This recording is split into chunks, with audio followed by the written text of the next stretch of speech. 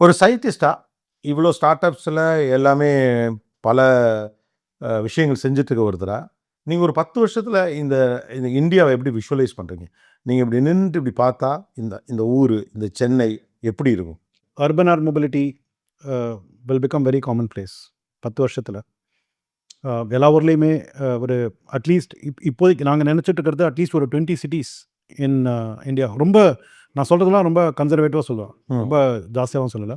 At least ஒரு 20 சிட்டிஸில் வந்து 10 இயர்ஸ்க்குள்ளே we will be able to have air taxis, air ambulances.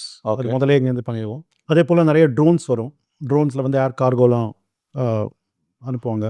இந்த 10 மினிட் டெலிவரிலாம் இங்கேருந்து நிறைய ட்ரோனில் வர ஆரம்பிச்சோம். அதெல்லாம் வந்து இப்போ அண்மையிலே நடக்கக்கூடியது. இன்னும் ஒரு 2-3 இயர்ஸ்க்குள்ளே நடக்கக்கூடியது. இதெல்லாம் வந்து ரொம்ப காமன் பிளேஸ் ஆகிடும். ஹைப்பர் லூப் 10 வருஷத்துக்குள்ளே வரத்துக்கு வாய்ப்பு இருக்குது. ஸோ இந்தியன் கவர்மெண்ட்டே வந்து 2047 அவங்களுடைய ரோட் மேப்பில் பார்த்தீங்கன்னா, சென்னை, பெங்களூர், மும்பை, அஹமதாபாத், ஜெய்ப்பூர், டெல்லி, ஆக்ரா அப்படின்னு சொல்லிட்டு ஒரு மேப் ஒன்று போட்டிருக்காங்க.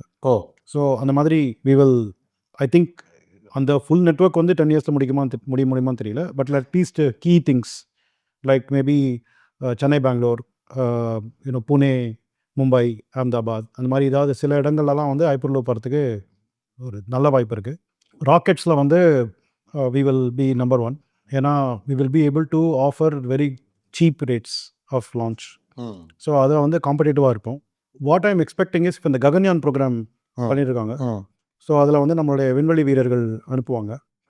அப்போ அந்த அந்த டெக்னாலஜி நம்ம இந்தியாவில் மெச்சூர் ஆயிடும். ஸோ அது வந்து it will come to the private டெல். So space tourism will become a huge thing. நம்ம நாட்டு மக்கள் நிறைய பேர் அதில் ஏறி ஸ்பேஸ் டூரிசம் போகிறதுக்கு வாய்ப்பு இருக்குது.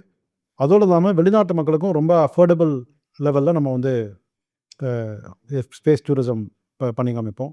நிறைய சேட்டலைட்ஸ் வரும், கான்ஸ்டலேஷன் ஆஃப் சேட்டலைட்ஸ் வரும்.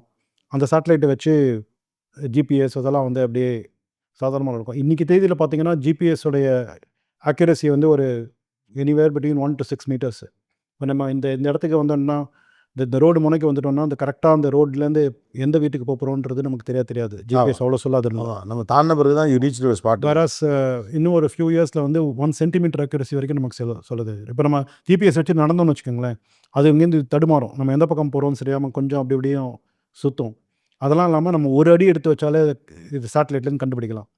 அந்த அளவுக்கு முன்னேறுவோம்.